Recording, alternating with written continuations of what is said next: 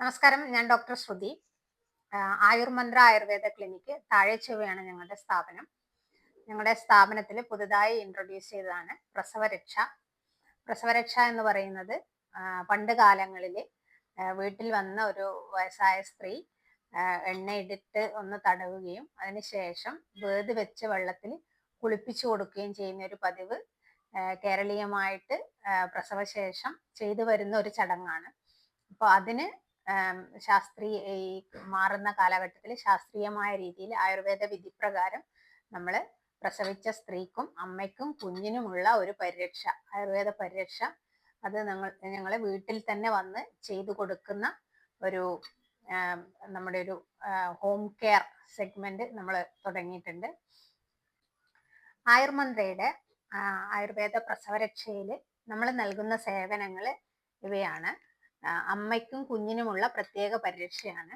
അത് ആദ്യമേ തന്നെ ഡോക്ടറുടെ കൺസൾട്ടേഷന് ശേഷം 1 to 1 ഓരോ വ്യക്തിക്കും അനുസരിച്ചിട്ടാണ് നമ്മൾ ഏത് തരത്തിലുള്ള സേവനങ്ങളാണ് നൽകേണ്ടതെന്ന് തീരുമാനിക്കുന്നത്. അമ്മയുടെ ആരോഗ്യം പരിഗണിച്ചിട്ട് മാത്രമേ അവർക്ക് ഫർദർ ആയിട്ടുള്ള ദേഹരക്ഷയ്ക്കും മറ്റ് പ്രശ്നങ്ങൾക്കുമുള്ള നമ്മുടെ സേവനങ്ങൾ നൽകുകയുള്ളൂ. അപ്പം കുഞ്ഞിന് മറ്റ് ബുദ്ധിമുട്ടുകളൊന്നും ഇല്ലെങ്കിൽ ഏത് ദിവസം മുതൽ കുഞ്ഞിനുള്ള കുളി, എണ്ണ തേച്ച് കുളി സ്റ്റാർട്ട് ചെയ്യാന്നുള്ളത് ഓരോ വ്യക്തിയെ നോക്കിയതിന് ശേഷം ഡോക്ടറുടെ കൺസൾട്ടേഷന് ശേഷം മാത്രമാണ് നമ്മൾ പ്രസവരക്ഷ നൽകുന്നത്.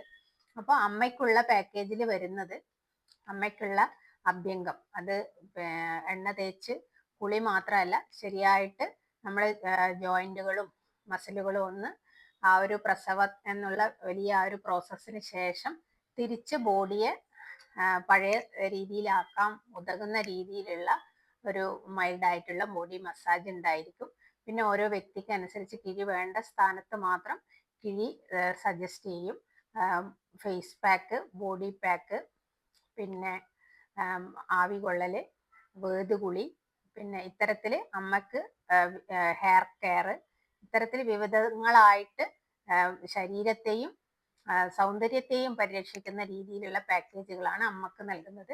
കുഞ്ഞിനുള്ളത് കുഞ്ഞിന്റെ ആരോഗ്യവും കുഞ്ഞിന്റെ മറ്റ് കാര്യങ്ങളും കണ്ടീഷനും ഒക്കെ പരിഗണിച്ചിട്ട് കുഞ്ഞിനുള്ള ഒരു പരിരക്ഷയും നൽകി വരുന്നുണ്ട്.